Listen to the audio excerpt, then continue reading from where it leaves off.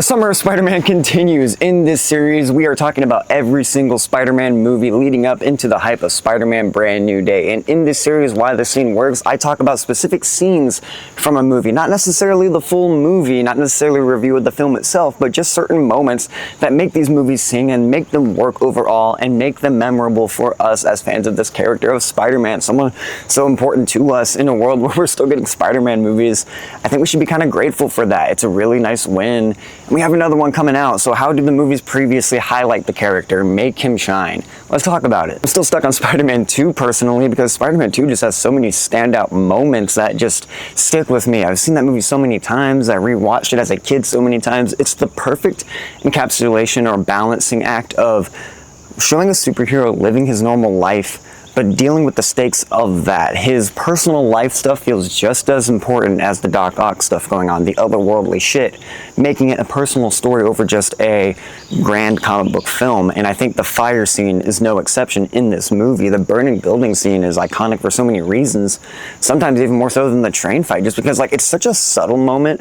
Well, I guess I shouldn't say subtle. There's a lot going on. It's a fire in a building and Peter Parker saving somebody. But what I love about this scene is where it takes place and its choice of why it's there. You know, in Spider-Man 2, there's a lot of moments with Tobey Maguire's Spider-Man where he does things that are kind of out of character, or at least it would be without proper writing. But I think Spider-Man 2 has writing to back up its character choices, like Spider-Man giving up the mantle, Peter Parker giving up the identity of Spider-Man is such a big part of that movie. And one of the scenes as a kid that always stuck out to me was the previous scene before the burning building was the alleyway moment, right? That leads into the burning building scene. But the moment where Peter Parker's walking, he doesn't have his powers. He's given up on Spider-Man as a whole and he's enjoying his life now. But then he sees somebody getting beat up and the dude just turns around and walks away. He lets it happen. He hears the dude crying for help and lets him get beat up and just walks right away. That can come across like such a character assassination moment. I love that Spider-Man 2 highlights that never left his mind. He's still thinking about that moment, and it exemplifies that in the burning building scene that follows, where he is walking down the street, it's nighttime, here's the building on fire, runs over and he sees that this person's in trouble and the guy is freaking out outside, the apartment's burning down, it's crumbling, and he's like, hey, there's still somebody in there. And Peter Parker immediately, one of the most Spider-Man things we've seen in Spider-Man is when he just runs in there, no hesitation. I love moments like that. I love moments where a character just doesn't hesitate. It's great. I love it when Ben Affleck did it in BVS, that moment when he runs into the Metropolis getting destroyed. Stuff like that where a character just does not hesitate and goes in full hog wild, ready to save people, no matter the consequences.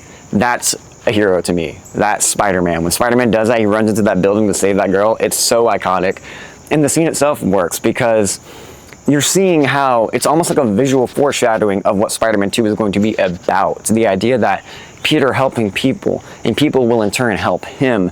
Not everybody thinks he's a pushover or a reject. There are people who don't even know him, but are grateful he's around to save them. And I think that's just something so poetically beautiful about that. And the fact that when he's helping this little girl, they're both in danger. He doesn't have his powers, the stakes are high, and he's running with this girl. He gets her out. They're almost out of the building before it comes crumbling down, and he drops her, they fall.